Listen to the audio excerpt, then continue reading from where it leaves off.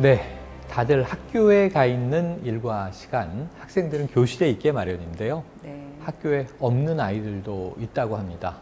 일명 학교 가기 싫은 아이들. 그렇죠. 그런데 네. 이 이야기를 던지고 나서 생각해 보면 그럼 학교 가고 싶어 하는 아이들이 있겠습니까? 사실 네. 제 어린 시절 네. 저희는 초등학교도 아니고 이제 국민학교라고 불리던 때 지금 이제 초등학교, 중학교, 고등학교 꼬박 12년을 제 학창시절을 기억해 보면 아, 그것은 입시 사관 학교였다. 12년 동안 한순간에 저희 때는 학력고사, 지금은 수능을 위해서 올인하는 교육을 하다 보니까 학교가 수용소 아닌가 하는 생각을 하면서 이제 성장했던 입장에서 지금 뭐 많이 좋아졌다고는 해도 입시 체제가 그대로인 상황에 학교 가고 싶은 아이들은 몇이나 될까 이런 또 반문이 들어요. 그래서 오늘은 이 문제에 대해서 학교 가기 싫은 아이들 또는 학교에 지금 있어야 하는데 없는 아이들, 그래서 일명 학교 밖 아이들 문제를 좀 다룰 텐데, 자, 국내 최고 전문가를 모셨습니다. 자, 노원구에 이 우리 청소년들을 위해서 상담 복지센터를 이제 운영하고 있는데 그 센터장을 맡고 계신 윤은주 선생님, 윤은주 센터장님을 모셨습니다. 어서 오세요. 네, 반갑습니다. 와. 윤은주라고 합니다. 네, 지금 네. 앞에 엄청난 청중들 보이시죠? 네, 우레와 같은 함성. 네. 네. 그럼 환영해주셔서 감사합니다. 이렇게 한번 네. 하고 시작하셔야 되는 거죠. 네. 네. 간단하게 그래도 네, 자기소개 네. 듣고 싶어요. 네, 저는 뭐 일단 지금 노원구에 살고 있고요. 그리고 이제 청소년 만나는 일을 한 26년 정도 된 것 같습니다. 자, 그러면은 지금 이 도대체 제가 제일 궁금한 건 뭐냐면, 이 비행 청소년 네. 이렇게 불리는 사고가 터져요. 요즘 뭐 중학생, 고등학생 폭행 사고도 터지고 깜짝 놀란 게 이렇게 청소년들끼리 가출 청소년들끼리 모여서 생활하다가 네, 팸이라는 게 패밀리인 거죠. 네. 그 안에서 또 정말 놀라운 일들이 벌어지고 그게 터져 나오면 지면에서 보면 충격받는 사고가 되고.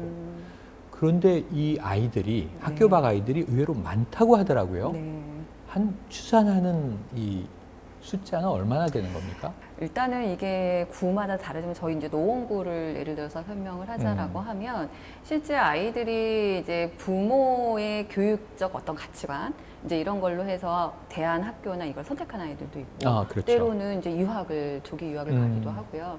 그래서 그런 아이들을 빼고 전체적으로 학교 부적응이라는 이유로 해서 학교를 그만두는 아이를 한 5% 정도 내외로 보고 있어요. 5% 네, 맞네요. 네, 그럼 저희 노원구 같은 경우에는 300명 정도의 아이들, 대략 300에 350명 정도 아이들이 매년 학교 밖으로 나오고 있고, 그 아이들이 성장하는 과정 중에 이제 누적이 되는 거니까 인원수는. 그렇죠, 그렇죠. 네, 그러면은 1000명 이상의 아이들이 학교 밖에 나와서 다양한 방식으로 살아가고 있다라고 보고 있습니다. 야, 이걸 뭐 전국으로 따지면 엄청나게 많겠네요. 네, 그렇죠. 예를 네. 들면 우리가 뭐 1년에 지금 이제 한 코호트라고 네. 묻게 되는 이 동급생들 네, 네. 한 뭐 저희 때는 뭐 100만 명도 넘었죠. 그러다 요즘에 한 30만 명으로 줄었다고 하는데 그 중에 5%만 해도 굉장히 한 뭐 많습니다. 15,000명 정도가 네. 한 기수마다 네. 있다. 그럼 이게 뭐 수만 명에서 수십만 명 되지 않겠습니까? 그래서 지금 기관 추산을 보니까 네. 뭐 작게 잡아도 한 17만 명 될 거야. 많게는 한 36만 명 될 거야. 2배 정도가 왔다 갔다 하는데 20만 명 내외의 청소년들은 학교 밖에 나와 있다. 있다. 네. 네, 그럼 이들은 지금 하루를 어떻게 보내고 있으며 무슨 생각을 하고 어떻게 살아가고 있을까? 이게 참 큰 문제가 아닐 수 없는데, 자, 근본적인 문제부터 보죠. 그럼 이제 이 아이들을 또 접하고 계시잖아요. 네, 네. 왜 학교를 안 가는 거예요?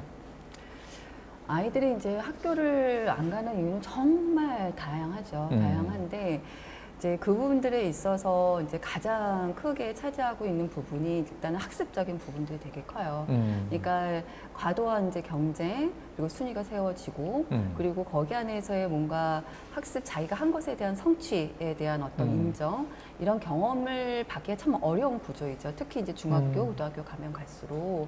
그래서 특히 특성화 고등학교에서는 더 학교 이제 그런 이유들로 해서 학교만 나온 아이들이 되게 많이 있고요. 그 다음에 이제 중학생, 초등학생 아이들 같은 경우에, 중학생 아이들 같은 경우에는 또래 관계 문제가 되게 많이 영향을 미칩니다. 그러니까 저희가 위탁형 대안학교를 같이 운영을 하고 있는데, 그래요. 아이들이 그런 얘기를 하죠. 밥 먹을 때 같이 밥을 먹을 수 있는 친구가 있었으면 좋겠어요. 이제 교실에 들어갔을 때 나를 이제 반갑게 인사해 줄 수 있는 친구가 있었으면 좋겠다. 이제 그런 얘기들 되게 많이 하거든요. 그래서 자기 아이가 기질적으로 이런 관계에서를 맺는 걸 되게 힘들어하기도 하지만 그리고 이제 또래 안에서의 왕따나 폭력 이제 이런 부분들 경험을 했을 때 그리고 친구를 사귀는 데 있어서의 이제 미숙함이 자기 기질적인 문제도 있지만 인지적인 문제 여러 가지 복합되어 있는 경우들이 있어요. 이제 그런 경우에 있어서의 어려움들이 존재하고 그리고 교사와의 관계 안에서도 어려움들이 되게 커요. 아이들은 되게 어른들이 봤을 때 되게 반항적이라고 생각하는 아이들은 실제 정말 본인들과 마음이 닿는 성인들과 절대 그러지 않거든요. 근데 학교 안에서 맞닥뜨리는 장면에서는 낙인, 넌 늘 그래, 넌 또 그럴 거야. 이제 이러한 피드백을 되게 많이 받고 그렇다 보니까 교사의 권위에 도전하고 그리고 학교가 날 싫어하고 우린 날 싫어해. 이제 이런 이유로 해서 학교 다니고 싶지 않아. 이제 이런 얘기를 또 많이 하고 있고요. 그다음에 또 가장 어려운 거는 이런 문제와 더불어서 가정적 어려움들을 갖고 있는 아이들은 조금 더 힘든 상황들이 있죠. 아이를 돌볼 수 있는 어머니나 아버지가 존재하지 않는다거나 또 때로는 부모가 일한다라는 이유로 해서 아이가 뭐 며칠씩 혼자 지내야 되는 상황들도 방치되는군요. 네, 그렇죠. 어떻게 보면 학대인 거죠. 네, 그래서 이제 그러한 요인들이 이제 합쳐져서 아이들이 이제 학교로 가기 싫어지게 되는 상황들이 만들어지는 거죠. 정말 다양할 거라는 생각이 듭니다. 지금 이 센터장님 말씀 들으면서 저희도 청소년 시절에 그런 친구들이 그런 문제들이 다 있었지. 네.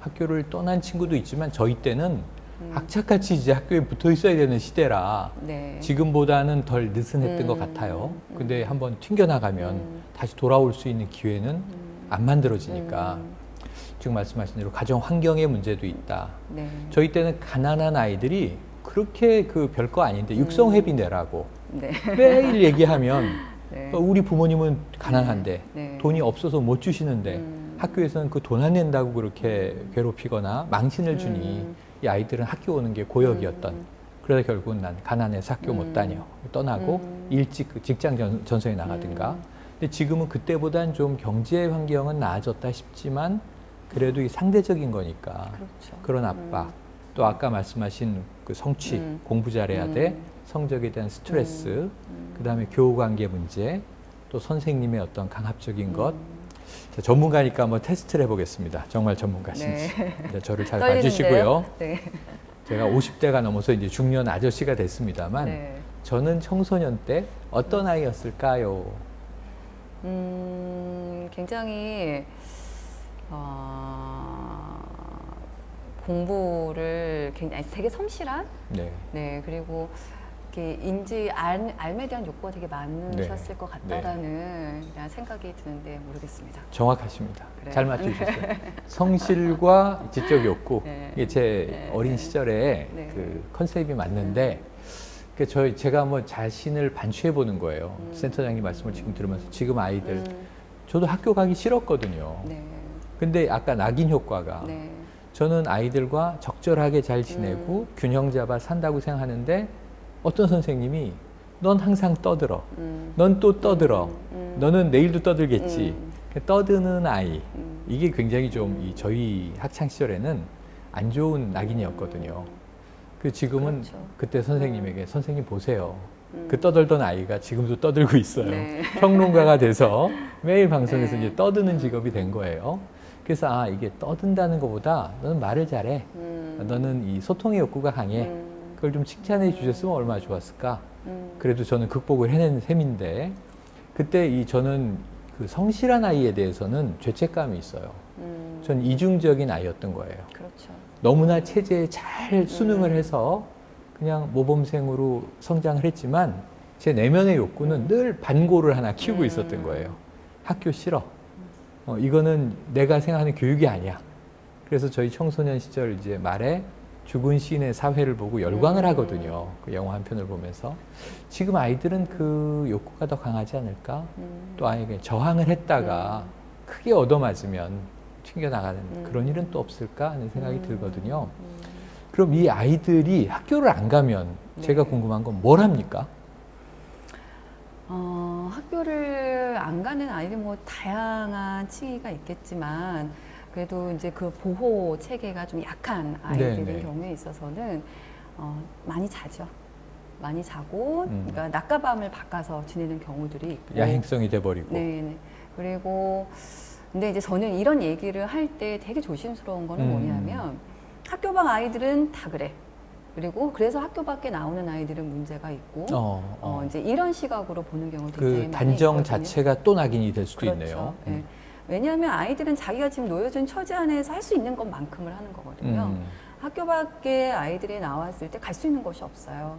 그리고 아이들은 뭐 여기 여러 조사에서도 아이들이 학교를 그만두는 이유가 뭐 늦게 일어나서 등교하기 어려워서 뭐 이제 이런 이유들이 쭉 나오는데 실제 아이들 등교를 못하는 이유가 분명히 있는 거거든요. 그렇죠. 네, 분명히 있는 건데 이제 그런 학교 밖에 나와 있는 아이들이 이렇게 문제가 있는 아이들로 보는 것에 대해서 일단은 그거는 되게 염려가 된다라는 말씀을 좀 드리는 거고.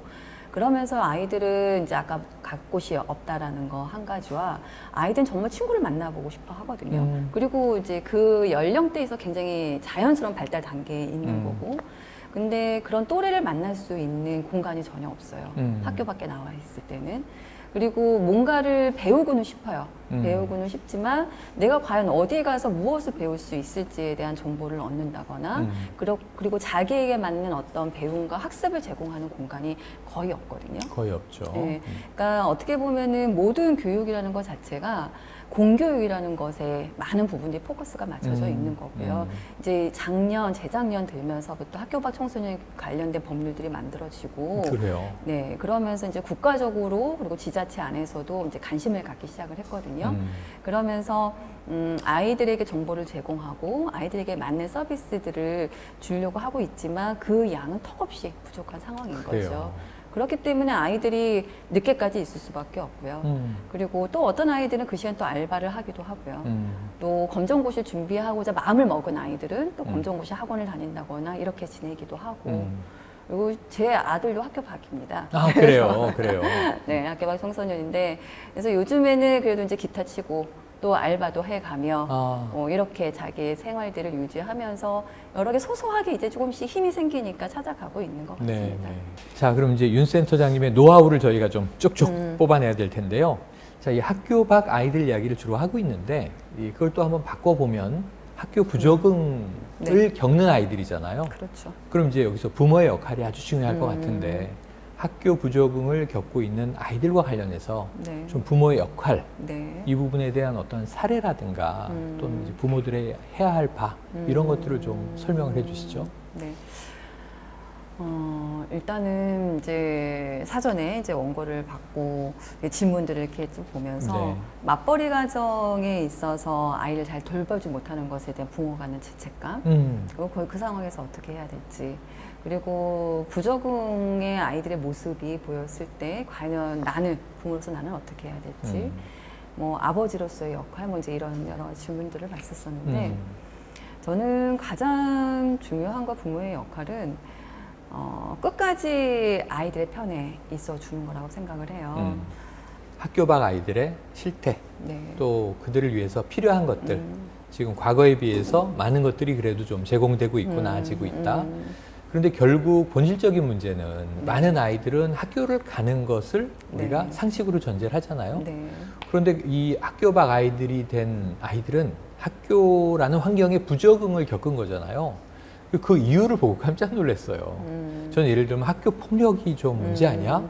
왕따가 문제 아니야? 이렇게 생각했는데 첫 번째가 일어나기 힘들어서예요. 아침마다 그 네. 이른 시간에 일어나기 힘들어서 저는 그 얘기를 봤는데 이 자라나는 청소년들이 잠이 얼마나 중요한지, 수면이, 아침 식사를 얼마나 꼭꼭 하는 게 성장이 중요한지를 들었는데 중고생만 돼도 아이들이 늦게 자고 일찍 일어나서 학교 가야 되고 학교 가면 존다고 하고 아침 식사 거르는 일이 많고 오죽하면 아침 먹기 운동 이런 것도 해야 되고 그래서 일어나기 힘들어서 어쨌든 공부가 싫어서 또는 검정고시 치면 되니까 또는 나는 내 꿈이 있는데 학교는 안 맞아요. 이런 이유들이 다수더라고요. 그러면 이제 적어도 우리 아이들이 자라면서 한두 번은 나 학교 가기 싫어 이런 얘기 할 때가 꼭 있잖아요. 그렇죠. 네. 그럼 부모의 역할은 어떻게 해야 돼요? 강제로 보내요? 일단은 저는 아이들이 부모에게 나 학교 가기 싫어요라고 얘기하는 거는 굉장히 긍정적인 징조다라고 생각을 해요. 그러니까 아이가 나 학교 가기 싫어, 엄마 나 안 다니면 안 될까라고 얘기하는 거는 그만큼 부모랑 소통이 되고 있다는 거거든요. 그러네. 그렇죠. 그러니까 아이들이 만약에 부모가 아이와 소통이 제대로 되고 있지 않다거나 아이들이 겪는 문제에 대해서 소홀히 했다라고 하면 아이가 얘기를 하지는 않을 거예요. 왜냐면 그냥 묻혀두죠. 묻혀두고 본인의 문제로 이제 풀어가겠죠. 혼자 서서 본인의 문제로 학교에서 무기력 형태로 있는다거나 아니면 뭐 학습 부진해. 그러니까는 내가 학교 가고 싶지 않으니까 미래도 되게 불투명하고 학교 안 가면 뻔할 것 같고 나는 할 수 있는 건 없고 그럼 내가 지금 뭘 해서 뭐 하지? 이러면서 학습 무기력의 형태로 오기도 하고요. 또 어떤 외향적 아이들은 그것들이 성인에 대한 분노, 학교에 대한 분노, 그래서 공격적인 모습으로 드러나는 부분들도 있고요. 그리고 신체적으로도 호소하는 아이들이 있어요. 뭐 흔히 많이 얘기하면 배 아픈 거, 진짜 배가 아파요. 네네네. 네, 그리고 머리 아픈 거, 깨병 같다고 얘기하지만 진짜 머리가 아프거든요. 그러니까 어른들도 스트레스 받으면 배가 아프거나 머리가 두통이 오는 거와 똑같이 아이들이 그렇게 그런 상황에 놓인다거나 뭐 심하면 틱 장애를 겪는다거나 아니면 요즘에는 자해하는 청소년도 많이 늘어나고 있어요. 그래요. 교실 안에서의 자해 상황들이 많이 보고되고 있고요. 집에서도 마찬가지이고요. 근데 그 자해라는 것은 죽게 해야 한 것은 아니에요. 내가 이만큼 힘들어. 그리고 내가 지금 너무 힘들고 어려운 이 상황에서 나도 좀 빠져나가고 싶어. 이제 이런 과정들 속에서 아이들은 자해를 선택을 하기도 합니다. 되게 극단적인 방식인 거죠. 그래서 부모와 나누거나 적절한 도움을 받는다거나 내가 도움을 받을 수 있어라는 어떤 안정감을 갖지 않았을 때에는 아이들이 그렇게 본인의 방식대로 문제를 풀어나갈 수밖에 없는 거죠. 그래서 저는 이제 부모님들께 말씀드리고 싶은 거는 궁금했으면 좋겠다라는 거예요. 아이들의 상황을. 네, 얘가 나 학교 다니고 싶지 않아. 아니면 그러한 어떤 징후를 보였을 때 얘가 왜 이럴까? 얘가 정말 그럴 만한 이유가 있을 텐데, 그럴 만한 어떤 상황이 있었을 거야. 이제 그거서부터 얘가 왜 이러지? 왜 다른 애들은 다 이러는데 얘가 이래서 어떻게 되려고 하지? 미래 이래가지고서는 다 어두워지는 거 아니야? 이제 이런 식의 것들이 아니라 우리 아이가 그럴 만한 어떤 상황이 놓여 있구나. 그게 뭘까?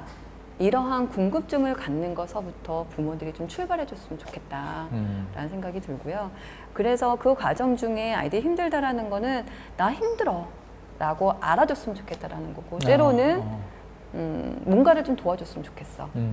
그랬을 때 부모들이 어떤 상황이 바뀌면 네가 학교를 갈 수 있겠어? 정말 너는 지금 불가능하다고 생각하겠지만 정말 가능하다라고 하면 뭐가 됐으면 좋겠어? 가능해졌으면 좋겠어? 이제 이러한 질문들서부터 해서 아이들과 이야기를 나눠보는 거 이것들을 좀 부모님께 말씀드리고 싶고요. 아이들이 이제 그러다가 부모 몰래 학교를 안 가는 상황도 있죠. 그렇죠. 무단 결석, 그렇죠. 무단 지각. 그래서 어떤 부모님들은 막 너무 안 가니까 데려다가 교문 앞에 넣었는데 엄마 뒤돌아오는 순간 다시 나와서 나오고 학교에서 연락 오고 그러면은 부모님들이 정말 미칠 지경인 거죠. 속이 뒤집어지는데. 네, 뒤집어지죠. 그래서 그런 상황에서 부모가 갖는 그런 환희, 걱정, 불안, 당혹감 이건 아마 모든 부모들이 다 겪는 문제들일 거예요. 근데 중요한 거는 그 감정으로 아이들 만났을 땐 별로 도움이 되지 않는다라는 거죠. 그래서 아까 말씀드린 것처럼 좀 아이들을 궁금해하고 질문을 해보는 것서부터 다시 좀 자기를 추스리는 거 그리고 그것들이 되지 않는다고 했을 때에는 전문가의 도움을 받는 것도 저는 방법이라고 생각을 해요. 코칭의 방식이든 상담의 방식이든 해서 내가 좀 평정심을 유지해서 아이들 만나는 그런 부분들이 좀 필요하지 않을까 생각이 듭니다. 부모로서 쉽진 않은 상황에 직면하는 건데 그렇죠. 그래도 중요한 것은 그 주체는 아이다. 그래서 네. 아까 말씀하신 게 와닿네요. 왜냐하면 항상 부모라면 아이의 편에 서주는 게 중요하다. 학교의 편이 아니라 그렇죠. 사회의 편이다. 그 말씀 들으면서 지금 생각나는 사례 하나가 네. 제 주변에 아주 절친이에요. 네. 아주 이제 그 사회적으로는 그래도 자기 직업에서 성공한 부부인데 이 중학생 딸이 나 학교 가기 싫어 이렇게 선언을 한 거예요. 네. 중학교에 올라오면서 초등학교는 잘 졸업하고 그런데 이 아이의 학교 가기 싫어가 네. 사실은 좀 자신감에서 나온 거예요. 난 우리 그럴 또래 수 아이들이 있죠. 유치해. 네. 학교에서 가르쳐 주는 거 유치해. 내가 더 많이 아는데. 음. 나는 인터넷 찾아보고 책 많이 보고 영화 보고 미드 보면 거기 학교보다 훨씬 더 많은 정보가 있어. 학교 안 가고 난 독학할래. 근데 이 부모가 결단을 내렸어요. 네. 너 좋을 대로 해. 음. 그러면은 자 자퇴하고 수속하고 홈스쿨링으로 들어가자. 그랬더니 이 아이가 잠깐만 조금만 더 생각해보고 그러고 한두 달 지나니까 부모도 아무 말도 안 했는데 학교를 좀 더 다녀볼까? 이렇게 되더라고요. 네, 네. 자, 아이들이 나 학교 싫어. 학교 안 갈래. 이 부적응 현상을 보였을 때 이거 좀 올바른 방식이었나요? 부모의 태도를 좀 조언해 주신다면. 저는 굉장히 아이 입장에서 부모가 아이를 좀 믿고 있었다라고 생각을 해요. 부모님이 우리 아이를 믿었다. 예, 아이를 믿고 있었기 때문에 아이가 얘기하는 거에서 그래 네가 결정한다라고 하면 난 따를 수 있어 라는 것들이 아이가 다시 한번 내가 정말 학교를 그만둬야 될까? 아니면 다닐 수 있는 건 없을까? 뭐 이런 것들을 되돌아볼 수 있는 여유를 저는 만들어줬다 생각을 하거든요. 그러니까 부모의 흔들림이 없는 어떤 결단 그리고 그래 네가 그래 어떤 결정을 하든 나는 너의 등잔 울타리가 되어줄 거야 라는 메시지가 저는 분명히 전달이 됐을 거라 생각을 해요. 그래요. 그래서 아주 굉장히 잘 네, 아이와 문제 잘 푸셨다라는 생각이 좀 들고요.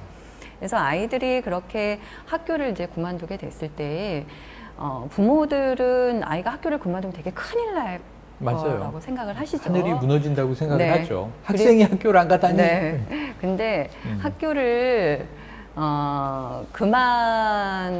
학교를 이제 그만둔다고 했을 때, 정말 그러하지는 않거든요. 아이들은 부모가 생각하는 것처럼 생각을 안 하고 있지는 않아요. 아까도 말씀드린 막 사는 것처럼. 건 아니죠, 우리 그렇죠. 아이들이. 배워야 된다는 것들을 알고 있기 때문에 그래서 저는 부모님들이 아이들에게 그래 네가 선택한다면 나는 갈 수 있어. 하지만 이런 우려되는 부분들이 있기 때문에 네가 그래도 어느 정도는 다시 한번 생각해보고 판단했으면 좋겠다라는 여지를 열어주는 거.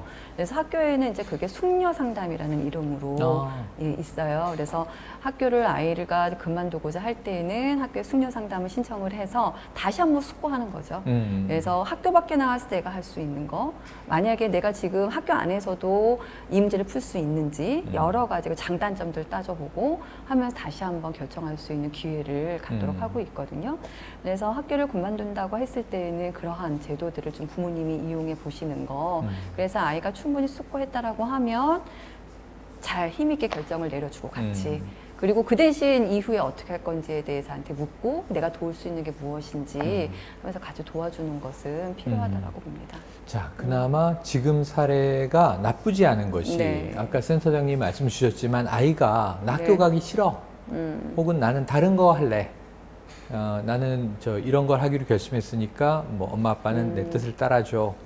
이렇게 자기의 욕구를 당당히 얘기할 수 있는 건 그나마 건강하고 좋은 상황이다. 그러니까 이 아이는 부모에게 자신의 내면을 털어놓을 수 있는 것이다.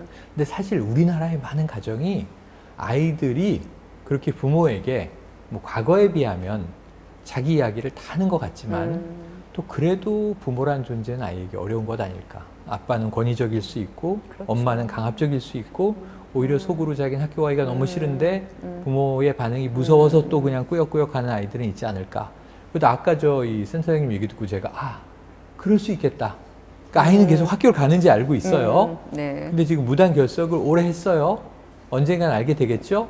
근데 부모는 아이를 다그치겠죠. 네. 너 왜 그럼 학교 가기 싫을 때 엄마 아빠한테 얘기 안 했어?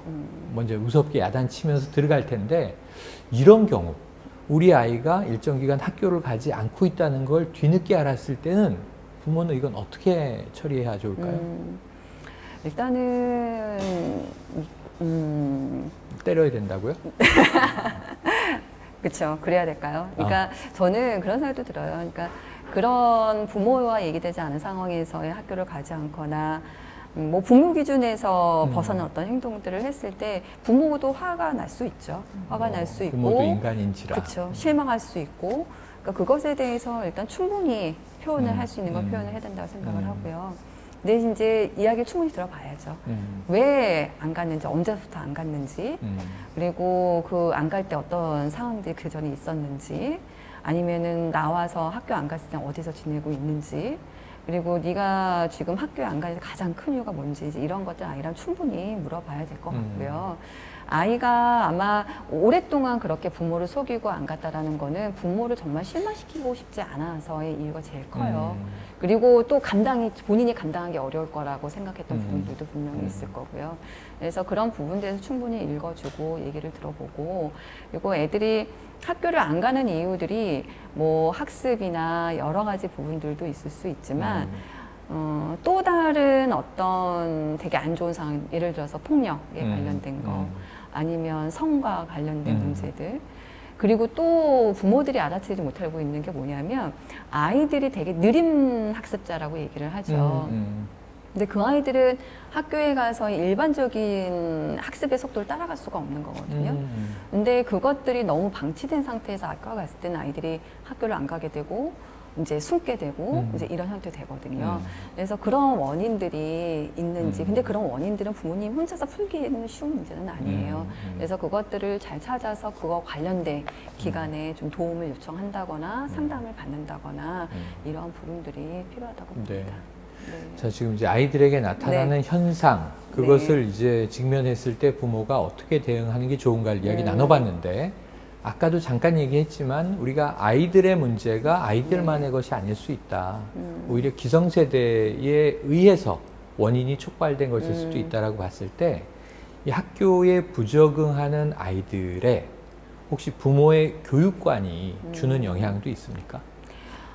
크죠. 그러니까 그 부분들에 있어서는 일단은 학습 부분들에 있어서의 과도한 이제 성취, 아이들에게 요구하는 거, 이제 그것들을 아이가 받아들이지 못했을 때는 결국에는 포기하거나, 그래서 중학교 때가 매우 열심히 했던 아이들이 고등학교 가서 완전히 손 놓아버린 경우들도 있어요. 이제 그럼에도 불구하고 엄마는 계속 요구를 하죠. 그리고 또 아이가 이제 학습을 받을 수 있는 정도에 대한 그런 것들 잘 충분히 보고 보조를 맞춘다라기보다는 부모의 욕심에 굉장히 많은 학원과 가외와 이런 것들로 아이들의 일상에 채워져 있는 아이들이 어느 순간은 이제 숨이 막히면 본인도 살아야죠. 그러면 내려놔야 되는 거고, 그것이 이제 부적응의 방식으로 가는 거죠. 그래서 이제 부모의 과도한 그런 교육열, 잘못된 교육 방식이나 이제 이런 부분들이 있을 수 있고요. 그리고 이제 부모님들이 아이들이 학교에서 이제 친구들과 겪을 수 있는 갈등, 교사와 겪을 수 있는 갈등 안에서 이거를 조금 더 서로 화해하고 치유하고 그리고 다른 대안을 만들어 나가기보다는 이 아이의 그러니까 부모의 욕심인 거죠. 내 아이를 무조건적으로 보호하고 비방하고 학교에 대해서 욕하고 이제 이러한 태도들이 아이들이 또다시 또 학교를 다시 적응하거나 이러는데 또 어려움을 만들어주기도 합니다. 그런 경우가 많겠네요. 네. 지금 말씀을 들어보니까 이 스카이 캐슬이라는 드라마에 그 너무너무 무서운 아버지가 떠올라요. 나는 법조인이야. 나는 교사야. 나는 정말 내 힘으로 여기까지 왔어. 내 자식들도 나처럼 해야 돼. 나를 따르라. 그러니까 요즘 아이들은 오히려 다른 길을 찾고 싶은데 그 법을 전공해라. 저희 때도 법대가 최고였거든요. 그렇죠. 근데 요즘 저희 자녀들 때를 보면은 연예인이 더 최고일 수도 있고, 엄마는 또 이런 거예요. 우리 아이가 가장 성적이 좋았을 때를 우리 아이의 원래 능력이라고 생각하는 거예요. 야, 너 전교 2등도 했었잖아. 근데 지금 왜 이렇게 성적이 떨어졌어? 그 아이는 지금 기타가 너무 좋거든요. 기타에 빠져 있는데 국영수를 잘할 리가 없잖아요.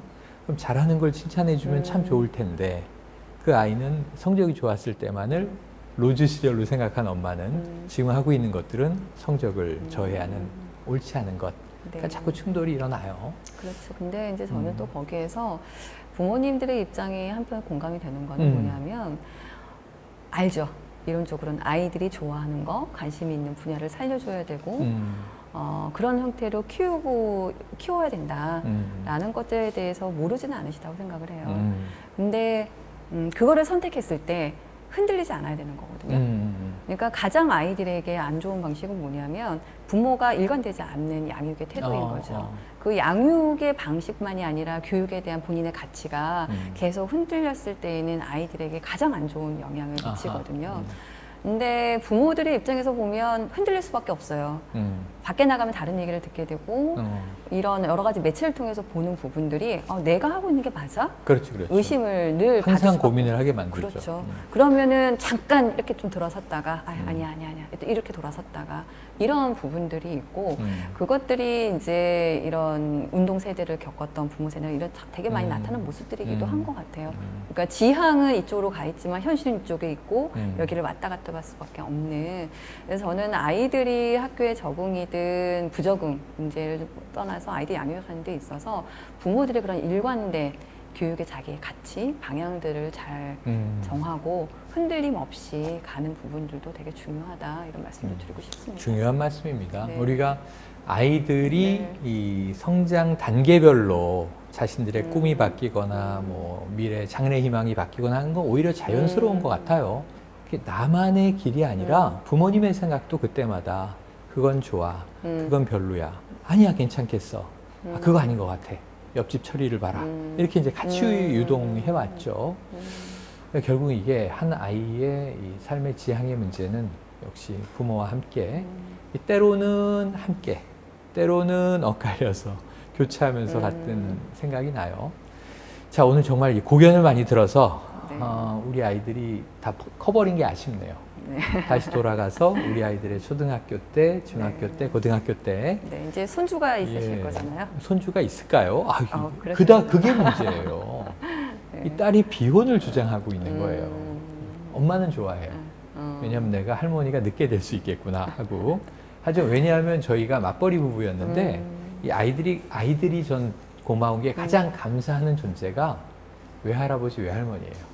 엄마 아빠가 없을 때 우리를 키워줬고 맛있는 거 해주셨고 늘 이렇게 돌봐주셨는데 강압하지 않으시죠. 할머니와 할아버지는 강압하지 않아요. 돌봐주실 분.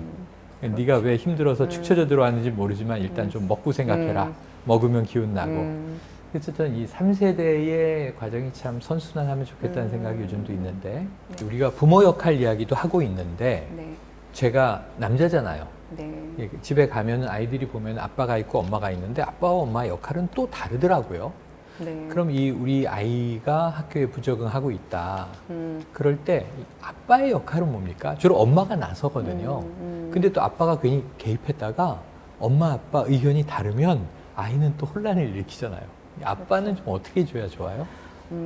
저는 이제 그 학교 부적응이라는 거를 떠나서 아이들이 성장하는 데 있어서의 아버지의 역할은 분명히 있다라고 생각을 해요. 근데 어느 순간 맞벌이, 그 양육을 분담해야 되고 그러면서 아빠들이 좀 더 모성화되어 가는 지점들이 저는 분명히 있다고 생각이 들거든요. 이제 그 지점들이 나타나는 것들이 엄마와 같은 역할을 하는 거죠. 공감해주고 세심하게 살펴주고. 근데 엄마의 역할과 아버지의 역할은 분명히 다르다 생각이 들고 거기서 아빠의 가장 큰 역할은 뭐냐면 아이들이 청소년의 나이가 되면 아이들은 자연스럽게 사회에 대해서 질문을 던지죠. 이거 맞아? 내가 꼭 그렇게 해야 돼? 이런 질문을 던지고 뭔가 자기가 살아갈 수 있는 이제 삶의 모델들을 찾는데 그 모델에 있어서 사회화되어 가는 과정들 안에서의 규범을 얘기해 줄 수 있고 울타리를 쳐줄 수 있고 그리고 사회적인 관계 안에서의 양식 그 다음에 이제 이런 부분들을 가르쳐 줄 수 있는 사람은 아빠거든요. 그러니까 엄마는 모성이라는 부분도 타고나요. 그래서 너무나도 그냥 배우지 않아도 존재하는 거죠. 몸 안에 존재하고 그것들이 민감함과 아주 고도의 예민함 이런 걸로 아이들의 정서적인 발달을 돕는다라고 하면 아버지의 부성이라는 부분들은 아이들에게 이 도덕적 규범 그리고 사회를 살아나가야 될 양식 그리고 이전 세대의 것이 전수되어지는 어떤 역할들을 하게 되는 거거든요. 근데 아버지의 역할이 없을 때 드러난 문제는 뭐냐면 아이들이 그러한 힘의 건강한 힘에 대한 경험 그리고 내가 넘어서야 될 것과 말아야 될 것에 대한 경계 이런 것들을 배울 수가 없게 되는 거죠. 그래서 이혼이든 아니면 같이 살고 있든 부의 존재가 부재했을 때 아이들이 조금 더 폭력에 노출될 가능성이 많다라고 얘기를 하고 있고 그래서 또 역으로 아빠가 양육에 참여했을 때 아이들이 조금 더 폭력 성향도 줄어들고 그리고 자기 절제력을 가질 수 있고 더 사회화된다라는 그런 연구 결과들이 있습니다. 그래서 이런 걸 좀 말씀을 드리는 건 뭐냐면 아이들이 학교에 부적응 상황에 놓이거나 이랬을 때 많은 아버지들이 엄마한테 넘기죠. 그렇죠. 네가 맞아요. 네가 더 잘 알잖아. 너한테 더 얘기하잖아. 하지만 거기 안에서의 뭔가의 결단을 내려주고 그래 나는 여기까지 그리고 너는 여기 안에서 넌 안전할 수 있어라는 것들에 대해서 메시지를 줄 수 있는 거는 아빠거든요. 그래서 저는 엄마랑 아빠가 조금 더 다른 역할로 아이들의 학교 부적응 문제나 아이가 어려워하는 지점들을 다가설 수 있어야 되는 거고 그렇게 하기 위해서는 부부가 얘기를 많이 나눠야겠죠. 그러네요. 네. 그러기 위해서는 이게 뭐 아이가 네. 없을 때라도 이 엄마와 아빠는 네. 서로 역할 분담을 하기 위한 팀 플레이를 잘 하기 위한 네. 또 이 소통도 하고 논의도 하고 자녀 교육의 전략도 짜고 그래야 그렇죠. 되겠다는 생각이 듭니다. 그래서 저는 아이들이 이런 부적응의 상황들은 언제든지 겪을 수 있어요. 그리고 그것들은 또 시간이 지나면 언제 끝은 있는 거거든요. 그래서 시간이 약이다라고 하는 부분이 또 이런 거를 두고 말할 수 있을 거라 생각이 드는데 이제 그러한 지점에 있어서 아버지들이 조금 더 그런 든든한 울타리를 좀 채워줄 수 있었으면 좋겠다라는 생각이 들고 그래서 엄마들이 저는 특히나 아버지 그런 권위와 이런 걸 좀 많이 세워줄 수 있었으면 좋겠어요. 그래서 권위를 세워주고 그래 니네 아빠가 이 정도의 힘이 있고 우리를 지킬 수 있고 이제 그랬을 때 아이가 더 안정감을 갖거든요. 근데 아이들이 요즘의 아이들이 가정 안에서의 안정감을 갖기는 쉽지는 않아요. 그렇죠, 그렇죠. 네, 그래서 저는 아빠는 아빠다워야 된다고 생각을 하고요. 근데 그거는 뭐 여성과 페미니즘 이런 걸 다 떠나서 네. 본래 갖고 있는 본성 안에서 오는 모성과 그다음에 부성이라고 하는 부분들이 잘 조화가 좀 이루어질 수 있었으면 좋겠고 그리고 아이들의 그래서 이러한 겪는 여러 가지 부적응의 문제들은 이런 것들이 잘 섰을 때 잘 해결해 나갈 수 있을 거라고 생각이 듭니다. 그래요. 힘든 문제입니다. 왜냐하면 이제 어머니가 이렇게 얘기를 하겠죠. 야, 아이야, 너희 아버지가 너를 위해서 얼마나 밖에서 고생하시는지 아니? 아빠가 정말 우리 가족을 위해서 최선을 다해. 그리고 이제 아빠가 저녁에 들어오죠. 당신 이번 달 월급 이게 뭐야? 나 이러려고 나한테 프로포즈 한 거야? 이제 이러면 이제 아이가 뭐지? 이렇게 되는 거죠. 현실이 뭐 그렇습니다. 잘해야죠. 자, 네. 잘해보고요. 네. 그리고 이제 한 가지 더 궁금한 게 있어요. 네. 자, 지금 우리가 뭐 부모의 입장에서 기성세대 입장에서 이야기를 나누고 교육 전문가 또 뭐 오늘 진행자 이런 입장이지만 네. 저희가 아이였을 때가 있는데 네. 아이의 시각에서 아이의 생각에서 아이들이 원하는 필요한 부모 상이라는 게 또 있지 않겠습니까? 네. 그 아이의 입장을 아이의 머릿속을 우리가 다 들어가 볼 수는 없지만 아이의 시각과 입장을 좀 알아야 그래도 우리가 아이가 원하는 부모가 되기 위한 노력을 할 수 있을 텐데 네. 자 요즘 이 아이가 원하는 부모 어떤 부모입니까? 저는 이제 부모를 떠나서 어른이라는 표현을 쓰고 싶은데요. 근데 평론가님은 아이들이 단호한 부모, 어른을 좋아할까요? 아니면 그렇지 않은 부모를 좋아할까요? 어떨 제가 것 첫 같으세요? 번째 유형에 해당이 되지 않기 때문에 네. 전 아이들이 태어날 때부터 설정한 역할이 네. 그냥 친구 같은 아빠, 네. 친구 같은 어른, 네. 그냥 친구. 네. 우리는 수직적이지 않다, 수평적이다를 실천하고 있거든요. 근데 그 수평적인 것과 단호함은 반대 개념은 아니거든요. 그럴 것 같기도 해요. 네. 그러니까 본인이 무엇인가를 잘못했을 때 어느 순간 굉장히 이 수용해야 된다, 받아들여야 된다라는 것 때문에 아이들이 넘어서는 어떤 지점에 대해서 그냥 물 타듯이 넘어가거나 수용해주거나 그런 경우 되게 많거든요. 그걸 제가 제일 잘하는 거예요. 그러신가요? 물 타듯이 넘어가는 아무 일도 없었던 네. 듯. 근데 아이들이 그럴 때 불안감을 많이 느낀다고 하거든요. 오히려 네, 그럴 수 있네요. 그래서 오히려 정말 아닌 것에 대해서 정확하게 그리고 너가 넘어서지 말아야 될 것은 여기까지야. 하지만 그 폭은 좀 넓어야 되겠죠. 아이들이 움식의 폭이 있어야 되니까. 그래서 이건 아이들이 하는 얘기인 거예요. 정말 단호한 어른들이 자기는 더 좋고 이렇게 자기를 대해줬으면 좋겠다. 라고 아무리 자기가 잘못을 해도 그냥 용서해 주는 게 아니라 너 정말 너 뭐 잘못했어 이렇게 얘기해 주는 단호한 어른들을 아이들은 필요로 한다고 얘기를 하고요. 또 아이들은 또 얘기하는 게 뭐냐면 어른다운 어른들도 얘기를 해요. 찡찡거리는 어른도 정말 싫어하죠. 찡찡거리거나 그리고 자기의 삶에 대해서 자기 행복한 부분들을 자기도 행복하지 않으면서 이런 얘기들을 하는 거죠. 그래서 자기의 삶을 행복하게 살아가는 어른들이 참 좋더라 이런 얘기들을 하고 있습니다. 그래서 이거랑 또 더불어서 말씀드리고 싶은 거는 아이들이 이런 이제 사춘기에 더불어서 또 학교 부정이 같이 나타나는 경우 되게 많이 있죠. 그렇죠. 그래서 이때 아이들이 태어났을 때 애착이 되게 중요하다고 얘기를 하는데 애착이 잘 형성되었느냐 아니냐에 따라서 사춘기에 겪는 아이들의 그런 힘듦의 강도가 많이 달라지거든요. 그 과정에서 아이들이 부모들이 그렇게 느끼죠. 얘가 나를 진짜 이렇게 쓰러뜨리려고 이러나? 내가 어떻게 다 포기하기를 원하나? 날 왜 이렇게 흔드는 거지? 이제 이런 생각이 들 때가 맞아요. 있는데 근데 그거를 이제 보통 심리학적인 영역에서 이제 붕괴 실험이라고 얘기를 해요. 그러니까 아이들은 끊임없이 흔드는 거죠. 부모도 흔들고 테스트를 해보네요. 그렇죠. 아니면 자기가 정말 관계 맺고 싶은 어떤 교사든 누군가를 흔들고 자기가 힘들 때 흔드는데 그거는 아이들이 정말 내가 흔들어서 부모가 쓰러지기를 원하는 건 아니거든요. 죽어라 하는 게 아니다. 네, 그렇죠. 그리고 청소년들이 가장 원하는 거는 내가 아무리 흔들어도 부모님은 건재해. 나의 울타리가 되어줄 거야.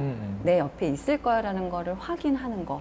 그것이 다시 어렸을 때 갖지 못했던 애착과 이것들을 회복시키는 과정이기도 하거든요. 그래서 아이들이 아무리 본인을 힘들게 한다 하더라도 이거는 아이들이 나를 무너뜨리려고 붕괴시키기 위해서 한 게 아니라 자, 내가 끝까지 버텨주는 걸 내가 정말로 원하는구나 라는 것들을 좀 인식하는 것들이 되게 중요하고 이렇게 붕괴 실험을 잘 견뎌내주는 어른들, 부모, 특히 아빠가 있을 때 아이들이 그런 자기가 넘어서지 말아야 될 금기의 영역과 지금 현재 나의 욕구 이것들을 타협해 가면서 이제 중간의 지점을 잘 찾아 나가는 거죠. 그래서 그렇게 성장할 수 있다고 얘기를 하고, 그래서 저는 우리 아이들의 필요로 하는 어른, 다시 얘기해서 아이들에게 정말 필요한 어른은 좀 아이들에게 이런 든든한 울타리로 끝까지 남아줄 수 있는 어른이지 않을까. 그리고 어른다운 어른. 저는 아이들을 키우는 데 있어서 부모가 본인의 삶을 반추해보는 거, 성찰해보는 과정은 되게 중요하다고 생각이 들거든요. 부모가 본인의 삶을 성찰하고 거기 안에서의 다른 것들을 하지 않으면 아이들에게 갈 수 있는 부분은 많지 않아요, 실은. 맞아요. 네, 그래서 그러한 지점들이 좀 잘 갈 수 있었으면 좋겠다. 센터장님 말씀을 들으면서 아주 소름이 오싹끼칩니다. 지나간 시간이죠. 우리 아이들이 어릴 때 제가 아빠는 철이 없어. 너희랑 똑같아. 그걸 듣는 아이들 얼마나 무서웠을까요? 아빠가 우리랑 똑같아? 철이 없어? 몸은 어른인데 생각은 아이야? 전혀 좋아하지 않는 이야기였을 것이다라는 자각이 딱 들어요. 다행히 이제 우리 딸아들 잘 자라줘서 고마운데 아빠는 이렇게 이제 그 단호함, 어떤 이제 영역을 정해주는 일을 잘 하지 못했지만 또 아이들이 뭐 잘 하더라고요. 또 이 친구들과 또래들과 또 다른 어른들과 선생님과 뭐 엄마와 또 다른 가족들의 역할이 있었겠죠. 근데 정말 와닿는 말씀이 너무 많네요. 왜냐하면 이런 거예요. 우리가 늘 직장 상사 인기 투표할 때 그냥 이렇게 허허허 모든 걸 다 들어주는 호인형 상사가 좋습니까? 혹독하게 일을 시키는 사람이 좋습니까? 근데 그 단순 흑백 논리가 아니더라고요. 맞습니다. 나를 키워주는 정말 강단 있는 상사가 야단치고 때로는 이제 그렇다 하더라도 유능하다면 난 그 사람이 더 좋고 우리 얘기 다 들어주고 이 정말 무골호인 같은데 정말 무능한 상사라면 난 싫다. 그게 사실은 최악은 무능한데 다그치는 그렇죠. 상사일 거고 최고는 유능한데 정말 이야기 들어주는 상사일 텐데 차라리 선택하라면 난 독하지만 유능한 사람이 낫다. 그러니까 부모의 스펙트럼도 우리가 아이의 관점을 그냥 우리의 가치관에서가 아니라 그 아이의 필요에 의해서 다시 한번 생각해 볼 필요가 있다. 중요한 답변이셨습니다. 어쨌든 뭐 여러 가지 과제가 있습니다만 오늘 또 보내드려야 되니까 마무리로 자, 학교 밖 청소년 얘기를 했고요. 학교 안에 있는 우리 자녀들도 학교 부적응을 반드시 겪는다. 그때 우리 부모는 어떻게 해야 될까? 또 교육 제도는 어떻게 나아가고 있나? 이런 얘기를 했는데, 자, 이게 우리 또 사회, 네. 국가, 이 공동체가 있지 않습니까? 네. 이 문제에 대해서 가장 근본적인 해결을 하려면, 혹은 뭐 우리가 겪어야 한다면 가장 효율적으로 올바른 방식으로 이러한 과정을 겪으려면 어떤 대안을 좀 꼭 가지고 실행해야 된다고 충고해 주고 싶으세요? 저는 글쎄요, 그러니까 사회적인 어떤 국가적인 큰 차원에 있을 것은 잘 모르겠습니다. 근데 가장 중요한 거는 저는 공동체, 아이들이 발 딛고 살고 있는 지역 사회라고 생각을 해요. 아이들이 이제 노원구의 아이들도 마찬가지, 노원구의 당고개역 쪽, 상계역 쪽에 살고 있는 아이들이 노원역 그 인근을 벗어나지 않거든요. 네. 다 그 테두리 안에서 살아가고 네. 있고. 그래서 아이들이 건강하게 잘 성장하기 위해서, 그리고 이러한 이슈나 담론들이 같이 이야기가 되고, 그게 실현될지 안 될지 모르겠지만 대책이 되기 위해서는 공동체가 만들어져야 된다고 생각을 해요. 아이들과 그 공동체가 예전의 방식에 우리가 뭐 해야만 하는 그런 공동체가 아니라 뭔가를 같이 경험을 나누고 도울 수 있고 이럴 수 있는 그런 관계들, 네, 이러한 것들이 형성이 되고 마을이 존재해야 된다. 마을이 존재하지 않으면 이런 문제를 풀 수 없다고 생각이 들고요. 그래서 그러한 기반들이 만들어졌으면 좋겠다라는 것들 좀 말씀드리고 싶고, 두 번째는 아까 말씀드린 것처럼 이제는 교육에 모두가 정말 관심을 가져야 된다. 아이들 성장에 대해서. 아이들 수가 굉장히 줄고 있잖아요. 지금은 한 명도 안 낳고 있죠. 평균 한 명도 안 낳고 있는 상황이기 때문에 출산율이. 그렇기 때문에 저희의 노후도 큰일이죠. 그래서 지금의 한 명 태어나는 이 한 명 한 명의 아이들이 얼마나 소중하고, 그건 뭐 우리 미래 지금의 현재 세대들을 이 태어난 아이들이 뭐 돕는다 이거 다 떠나서 생명 자체가 그렇잖아요. 네. 네. 그래서 그런 아이들이 성장하는 이 사회, 그 아이들이 받아야 될 교육, 그리고 그 아이들이 그래서 교육받기 있어서 가야 할 곳들, 그리고 그 아이들 만나야 되는 사람들, 이런 것들에 대해서 정말 저는 전 국민이 정말 관심을 가져야 되고, 다른 어떠한 것보다도 가장 큰 투자가 이루어져야 되는 부분들이 그 영역이라고 생각을 해요. 그래서 자꾸 이제 뭐 정책 선거 뭐 이런 얘기 들었지만, 정말 이제는 정말 그런 거를 중심에 두고 좀 사람들을 들여다봤으면 좋겠다. 당도 들여다봤으면 좋겠다. 대통령도 들여다봤으면 좋겠다. 서울시의회도 마찬가지죠. 그 의회도 마찬가지고. 그래서 그런 어떤 경제, 자본 이런 것에서 좀 벗어나서 더 이런 것에 더 중심을 뒀으면 좋겠습니다. 그래요. 네. 지금 마을이 살아나야 한다. 그래서 제가 너무 네. 거창한 공동체, 거시적인 이야기를 네. 했지만, 그걸 또 거시든 미시든 노원구청장님도 좀 경청을 해주셔야 네. 되겠고요. 그래서 마을이 살아나야 한다. 공동체는 우리가 생각할 수 있는 하나의 그림으로 그려본다면 마을이죠. 그렇죠. 세대와 혹은 뭐 옆집 강아지도 내 친구가 될 수 있고, 방과 후에 거리로 나가면 문화가 있고, 사람들과 마주침이 있고, 그 다음에 내 고민도 이야기하고, 덕담도 듣고, 칭찬도 듣고, 충고도 듣고. 자, 이제 사람들이 이제 숲처럼 어우러지는 공동체가 중요한데, 이 오늘 윤 센터장님의 마무리는 이 공동체가 이제는 교육을 중심에 놓고 생각해야 한다. 이 교육 중심주의. 네. 강조해 주셨습니다. 잘 대통령도, 정리해 주셔서 감사합니다. 네, 혹은 우리 네. 부모도. 그렇죠. 교육이 네. 중요하다는 얘기를 늘 하죠. 교육은 백년지대계라고 하는데 그 말이 문제인 것 같아요. 백년지대계다 보니까 네. 자꾸 뒤로 밀어요. 이거는 중장기적인 거다. 우리 단기적인 문제를 해결해야 되니까. 교육은 백년지대계이기도 하지만 오늘 하루 일일지대계이기도 하다. 오늘 아이와 이야기 나누셨습니까?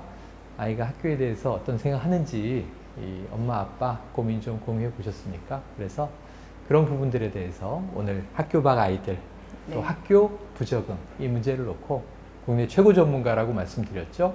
노원구의 청소년 상담복지센터의 윤은주 센터장님을 모시고 이야기 나눴습니다. 오늘 이야기 여기서 정리하지만 네. 이 이야기의 여운과 파장은 또 이 유튜브를 보고 계시는 이 프로그램을 봐주시는 여러분들을 통해서 계속 우리 사회에 회자되고 퍼져나가야 할 토론이 아닐까 생각하면서 오늘 여기서 정리하도록 하죠. 봐주신 시청자 여러분께도 감사드리고요. 오늘 윤은주 센터장님 고맙습니다. 네, 고맙습니다.